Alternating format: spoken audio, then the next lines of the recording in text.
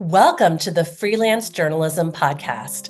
I'm Catherine Reynolds Lewis, and I am thrilled for today's episode with my dear colleague Shernay Williams and Alan Henry, who is truly a leader in our industry. No matter how you cut it, he's done everything and he is still so accessible, warm. We were so grateful for him to take the time.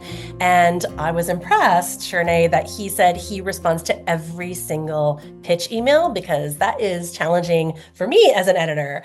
What did you take away from this conversation? And it's so rare. And I know freelancers appreciate that he responds to every email. And I also like that he talked about staying at places that appreciate you so you can know your value. He's an author of 2 books. And so he has a very interesting perspective on human resources and the history behind that and how it's different than today. So I thoroughly enjoyed the conversation. Wonderful. And we hope you will too. Welcome, everyone. I'm Shernay Williams. I'm an independent video journalist based in Baltimore, and I also serve on the leadership team for the Institute for Independent Journalists. And I have the honor of interviewing Alan Henry today. How are you, Alan? I'm doing well. How are you? I'm doing great. Great. And so I want to let everyone know a little bit about you. So Alan is the managing editor at PCMag in New York City. He was previously director of special projects at Wired. He was smart living editor at the New York Times and editor-in-chief of Lifehacker. And he's also the author of the book, and I love the title, Seen, Heard, and Paid, The New Work Rules for the Marginalized. Yep. We have to get into that book later. We have to. Oh, for sure. For sure. For sure. But let's start with your current publication. So you're at PCMag. What do you oversee there? Mostly our cybersecurity coverage, and a lot of our reviews for VPNs, antivirus products, anti-malware products, essentially anything that's designed to keep you safe online.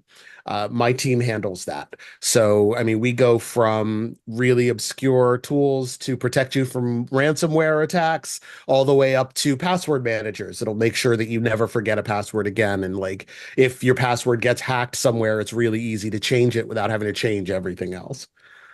Right. Very important. Very important. Yeah. And so how much of your work goes to freelancers as opposed to in-house reporters? Right now, very little. And that's not necessarily by design, actually. I think a lot of it is just that of the freelance folks that I have worked with in the past, a lot of people have passions that don't necessarily involve cybersecurity. So, it's kind of hard, put out a call for pitches and I don't get too many replies. So if there are people watching who have a passion or have a background in internet security, cybersecurity, data security, any of that stuff, I'm here for those pitches. I mean, we have in-house people who do all the lab testing and stuff like that. I'm interested in any kind of pitch from anybody with a background and who has something to say. That is great to hear. So you're definitely Yeah. open to receiving those. Okay, so do people need to pitch you or should they wait for call to pitches from Oh you? no, they can pitch me anytime. I Okay. mean, even if it's a good idea and I can't take it now, and I can in a few months, I'll say that and I'll say let's follow up in a couple of months. So yeah, people can pitch me anytime. Okay, and what's the best way to reach you? My email address is alan.henry at ziffdavis.com. That's the easiest way to get back to me, and I pride myself on replying to every pitch I get. So, even if it's just to say, hey, it's not a fit, I will get back to you. And we appreciate that. I've been on that side. I've been on that side too, and I get it. There's nothing worse than sending all of your precious ideas to an editor thinking this is a slam dunk, they're gonna love it, and then you never hear It's anything. It's the worst thing. Yeah. it really is the worst. And of course, everyone wants to know pay. What are the Mhm. pay ranges for stories?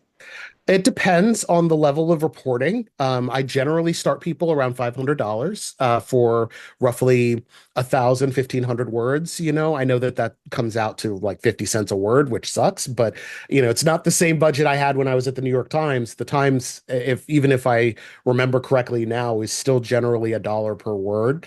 But I generally start around 500. And if it turns into something big or requires a lot of expenses, I'll reimburse expenses. If it requires a ton of reporting and turns into like a huge feature, then the pay will go up definitely to, respect that level of effort. It's good. So there's flexibility there based on the Absolutely. story and the scope. Good. And so you mentioned that you've been on this side as a freelancer. Mhm. So that's a good segue into how you got started in journalism. And then please tell us about that freelance career as well. Oh yeah, I used to be in another life. I was a technical project manager. I still have my PMP. I worked in kind of data brokerage. It's just funny because I work in cybersecurity now, and I used to work for one of those big evil, not one of the big evil companies, but one of the slightly smaller big evil companies that has all of your information. Like one of the things I like to talk about is one, that was a great workplace, but the amount of information I had access to about normal people was wild. And it's what really kickstarted my interest in technology and in cybersecurity. And I'd always been interested in like the nuts and bolts of tech because like before I was a project manager, I was essentially a systems analyst. So I was, rebooting servers and like diagnosing problems and installing hardware and stuff like that. But once I got my master's and I got my PMP and I got that job as a project manager, I realized I didn't have an outlet for that interest in technology anymore. So I just started blogging. And I don't think this is a path people can take anymore, really. But like I started my own blog, I was writing on it and stuff. Didn't really get a lot of traction. But what did get traction was that I had started joining communities, right? So I commented a lot on articles posted on PCMag, and I commented a lot at Lifehacker, for example.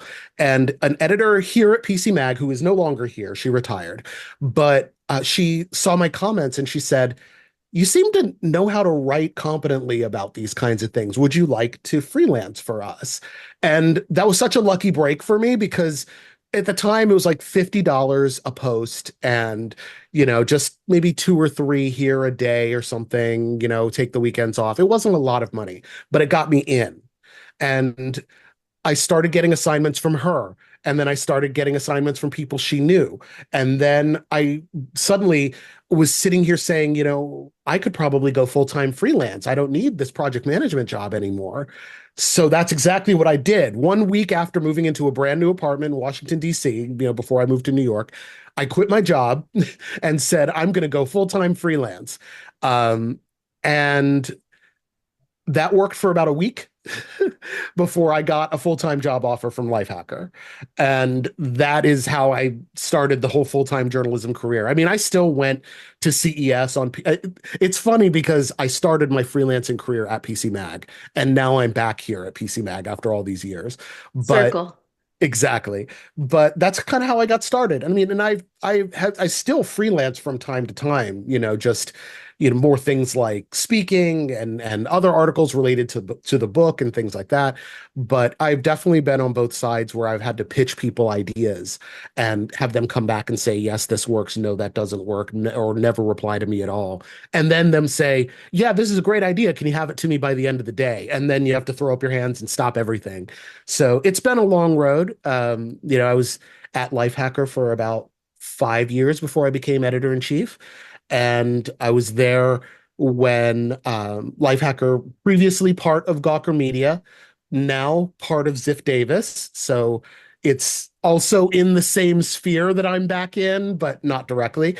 I was there when Gawker Media imploded, it lost its lawsuit, and then subsequently went bankrupt and, survived in other forms.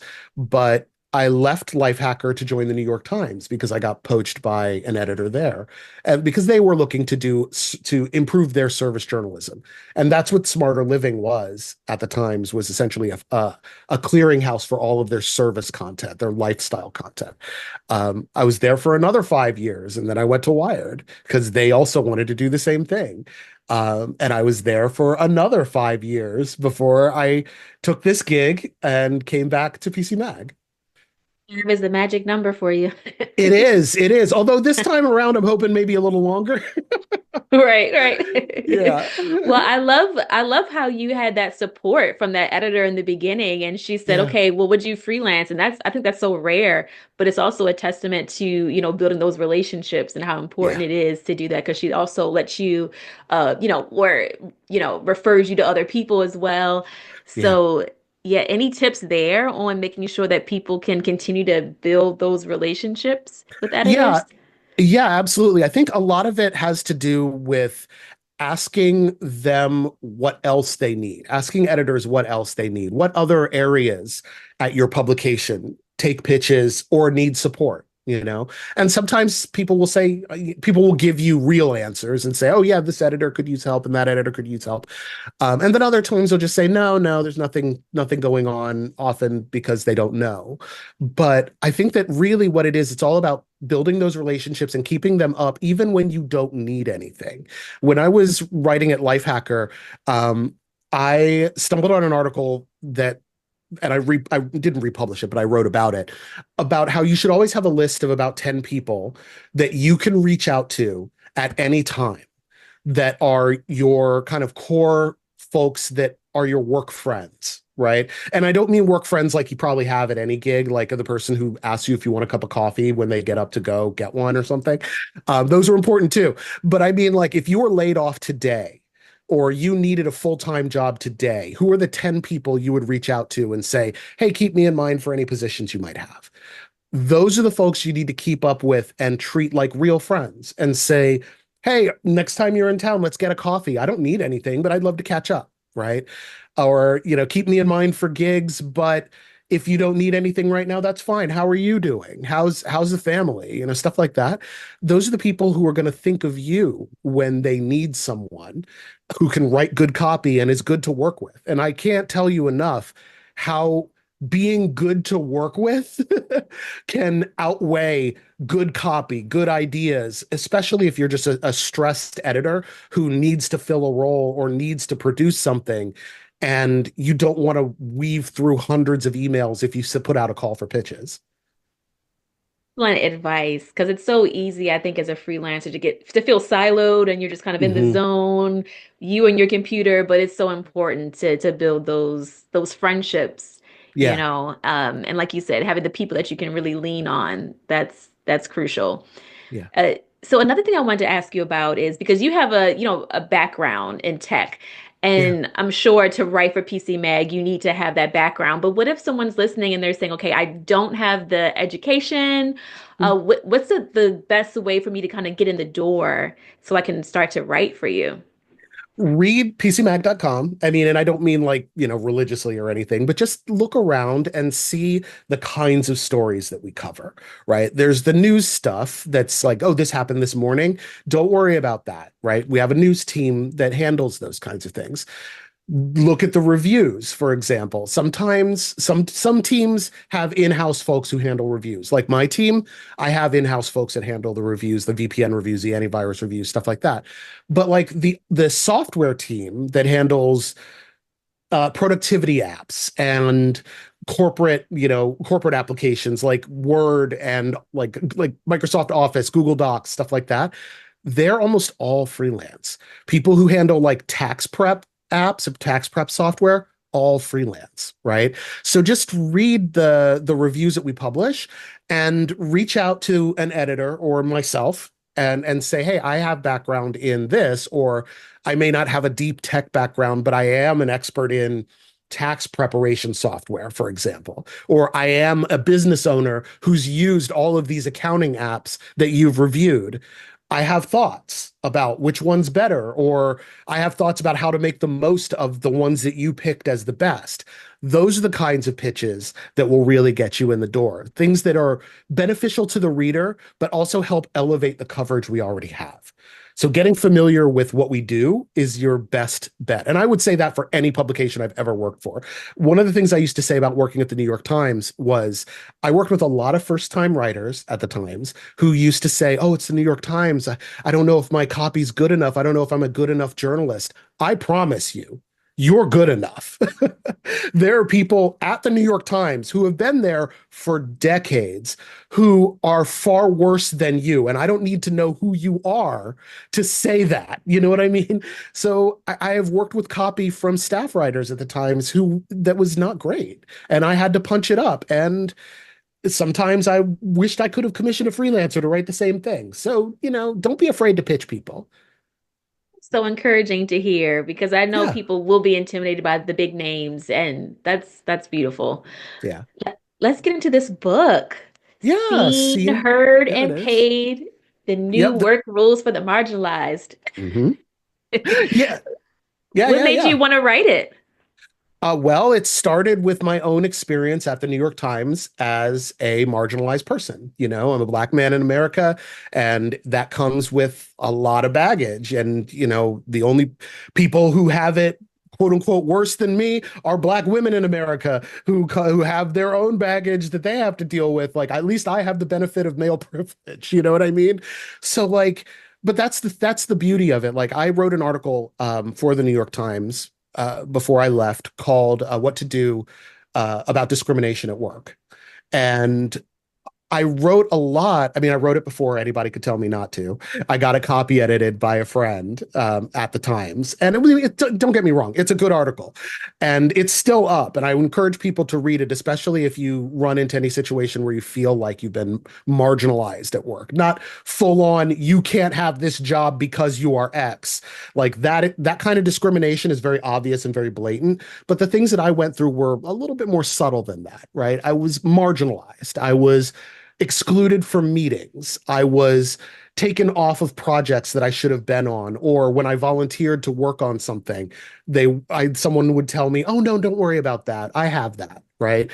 One thing I talk about in the book is the difference between office housework and glamour work. And office housework tends to fall to women, people of color, and specifically women of color in workplaces. Like, think about how many times you've heard the term office mom. Right. The woman who schedules all the meetings or orders lunch for the team or plans the team building outing or the dinner after work or whatever. Have you ever heard of an office dad or an office uncle, office brother? No, because in general, we don't think that way about our male colleagues, right? We think about our male colleagues as experts in their field and people who are going out there and getting things done.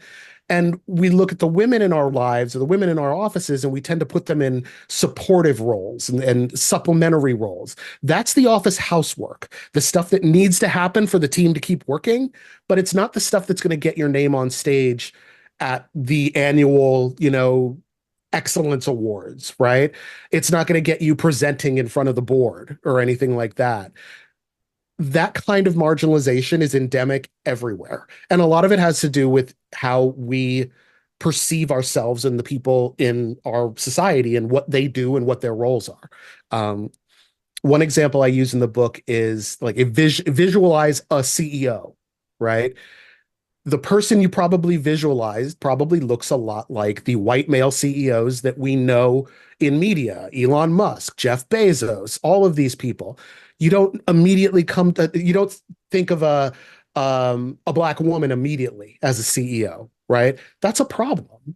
And especially for people who have those marginalized identities. So what I wanted to write about, not just, my own personal experience, because there is a lot of that in the book, but what you can do about that, how you can push back against it, how you can build relationships with people that will help you overcome those barriers. And then, of course, how to identify when you are being marginalized, not take it personally, and do something to either get out of the situation or get around the situation. And sometimes you can work on it, right? Like I talked about it in my book about how I tried to make my career at the New York Times work for me. And then ultimately, how to identify when you're not going to get over this or you're not get over it, but when it's not going to stop, it's not going to change, and you just need to take your skills and go. So there's a lot of that. It sounds amazing. And so it's really for individuals and how you can kind of reclaim your life in the Yeah. corporate world. And your agency too. And one important thing that I like to tell everybody when I talk about this book is that marginalization comes for everyone. I mean, you might immediately think, oh, people of color would definitely have it harder in a workplace. Like I talk about the stigma of having to be twice as good to get half as much. There's a whole chapter in the book about that. But it's not just people of color, right? As you get older, you're going to have to deal with ageism in the workplace. People who are just like, no, your salary requirements are too high for this role. It's because I've been working in this field for 20, 30 years. I need to pay my bills. That shouldn't be a problem. But a lot of companies are just like, oh, we're going to lay you off and then hire somebody fresh out of college who makes less than you. That sucks. Ableism is a thing too. If you are, if you are neurodivergent or you have an invisible disability or have a visible disability. Visible disabilities are one thing, but invisible ones are another, where, you don't get the accommodations you should have in a workplace because people just don't look at you and think, oh, that person's disabled. We're all going to be disabled at some point. If we live long enough, we're all going to be disabled. We're all going to need accommodations. So I talk about that too. There is no group of people who should look at their lives and careers and say, oh yeah, I got it great. Some people have more privilege than others, don't get me wrong, but all of us can use that helping hand, and all of us will face it at some point in our careers. Preaching with that. That's so true. This should be given to, seniors and they're graduating college. That was, I've heard of that a lot. I've heard people giving my book to graduating seniors to prep them for the workforce. And that makes me so happy because a lot of the book and a lot of the article I wrote for the Times was a lot of what I wish I knew before I got into this situation. So what's next for you? What's on your memory board, not memory board. Vision board. My vision board. Thank you. What's Yeah. on your vision board for the upcoming years? Well, I mean, I do want to evolve cybersecurity coverage here at PCMag, right? Right now, so much of our cybersecurity coverage is either news-based, which is great. Our news team handles that really well. And then a lot of it is reviews and roundups, which is very important. But I also want to leverage the experience of the people I work with. One of my team members has a passion for cybersecurity. She knows like everything, and I just want her to shine. Right. I want her to do more articles about what she thinks people should do. And then our antivirus guy has been covering antivirus products since DOS, right? His career is about as old as I am. And I'm just like, he's a legend. I want him to be able to pass on that knowledge to more readers. And then I want to find more freelancers who also have something passionate and interesting to say. Like I have a very specific cybersecurity profile. And I say like cybersecurity profile, like I work in a job that puts me at high risk for hacking, or I'm a content moderator for Meta, and I have to deal with the stresses of the things that I see every day. I want to hear from people like that. So that's one thing I want to do. The other thing I'm doing is I'm in the middle of working on another book, and I am finishing its proposal. I've been working on it for a while, and this one is also a little bit about marginalized groups at work, but it's really more about HR and why HR is not your friend and the history of human resources. I mean, in fact, human resources was never created or designed to be a place for workers to get a benefit. These entire departments started off as being payroll clerks, the people who were responsible for making sure that people got paid on time and that the business was obeying the law when it came to labor laws. The first HR department sprung up in the 20s, right after a big union busting era. The government had started to pass labor laws to protect workers, and companies were like, oh man, we can't exploit everybody anymore. I guess we need to create a department to make sure that we're being lawful in the way we hire and fire people. That's how HR started. It had nothing to do with company benefits or like even making sure you got paid enough. It was just getting paid, someone to talk to if you didn't get a check. And now here we are, a century later, and HR departments are huge. We don't call them HR anymore. We call them people departments because we want to kind of put a glossy coat on them, like, oh, they're the people you go to talk about your benefits and things. No, they're there to protect the company.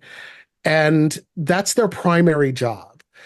That doesn't mean all HR people are bad. Like if you'll find HR people it's just the reality of the department and the reality of what they're there for. I also want to look at why, especially when I was going to graduate school, I noticed a lot of people of color specifically going into MBA and business programs for human resources management.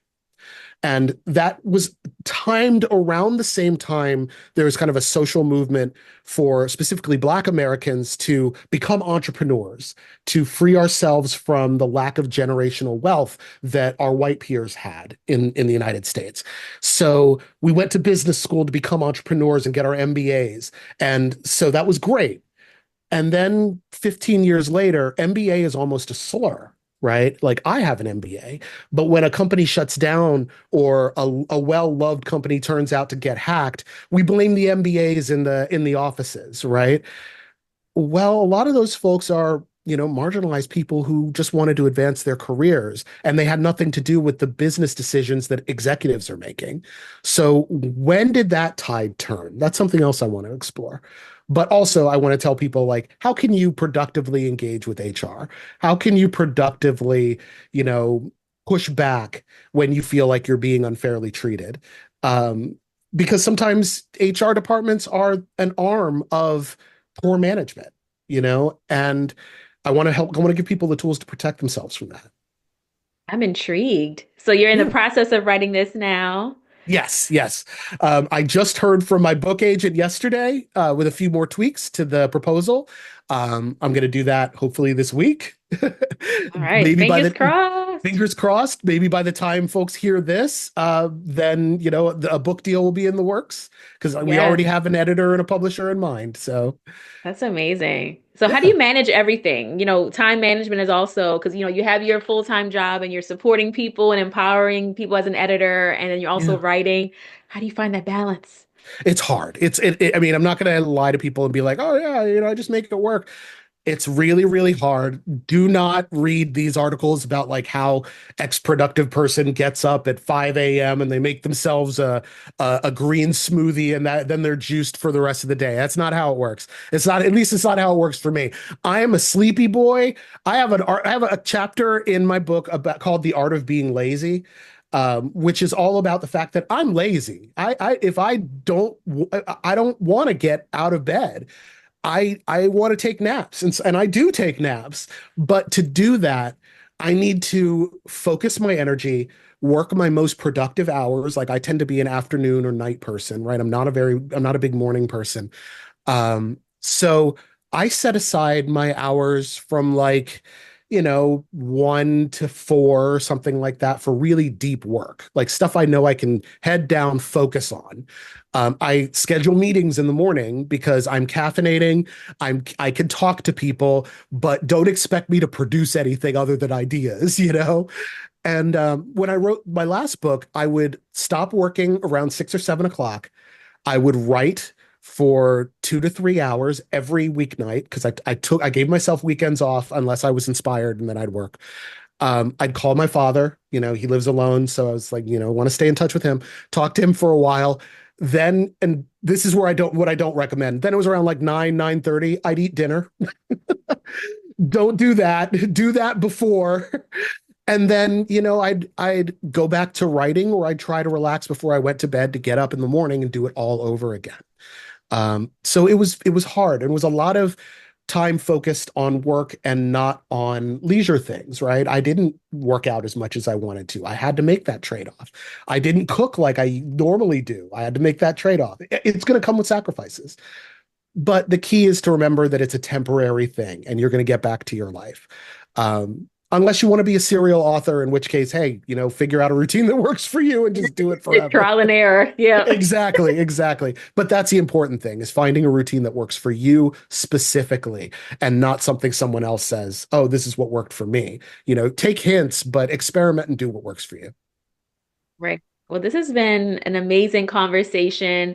You gave so many great tips and advice. Any final words of advice before we go for freelancers who are interested in technology? Yeah. Well, one, I have a newsletter called Productivity Without Privilege. I try to offer a lot of tips to writers in that newsletter, and I do talk a lot about the state of media and the state of journalism as a whole. It is a free newsletter because I write it when I want to. It's not on a cadence. If I charged you for it, I'd write it regularly, but like I said, I'm busy and I'm also lazy. So, it comes whatever it comes. But one of the things I like to tell people is never forget your voice and your story. It is so important, regardless of whatever that story is, because there's only one you. And so when you pitch stories to people, think about why you are the right person to tell this story.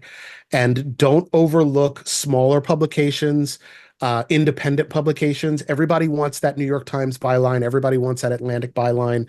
And you can get it and you deserve it. But also look at the smaller pubs, look at the defectors, look at the opinion editor for the Washington Post just started a publication called The Contrarian. I imagine she'll be looking for pitches soon. Look at those small pubs that look at Atmos if you are a climate person or interested in climate change. These publications are smaller and they're a little bit more boutique, but they tell more interesting and personal stories, and they're more willing to take risks that big pubs won't. So pitch them too. Great. Thank you so much, Alan Henry. Yeah. He's the managing editor at PCMag. He's also an author of the book Seen, Heard, and Paid, The New Work Rules for the Marginalized, and more amazing books on the way. Yeah, hopefully. Yes, hopefully. So thank you again, Alan. Thank you for having me. And we will see you in the next conversation. The Freelance Journalism Podcast is a production of the Institute for Independent Journalists. Our mission is the emotional and financial sustainability of freelancers of color. Learn more about our work at theiij.com and use the code POD10 for a discount on our annual conference and other events open for registration now. That's POD number 10. And please leave us a review on Apple Podcasts or like and subscribe to our YouTube channel, or both. You can find our free webinars and other offerings on YouTube. And your recommendation and sharing with friends is the greatest compliment and helps us discover new listeners. Thanks for listening.